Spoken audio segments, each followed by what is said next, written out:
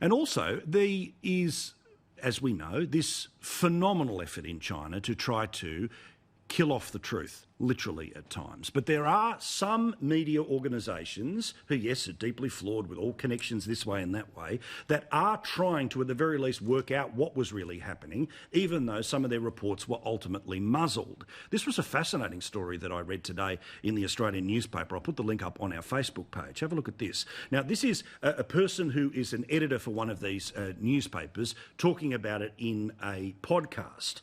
I'd say that we'd reached 75 to 80% of the truth, and what's been published is around 30 to 40%, they said in this Mandarin podcast.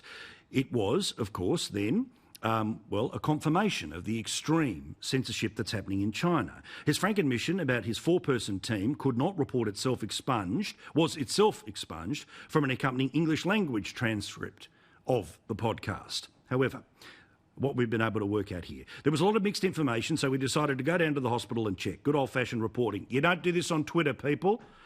Memo to Australian journalists, get off your arse and go and do stories.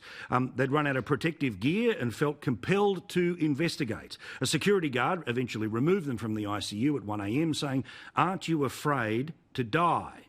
The journalist then wrote that the president of Wuhan's Central's South Hospital told provincial leaders to keep in mind political considerations when speaking to the team from the World Health Organization. I say good that there is someone trying to do some shoe leather reporting in a country where to do so could see the end of your life.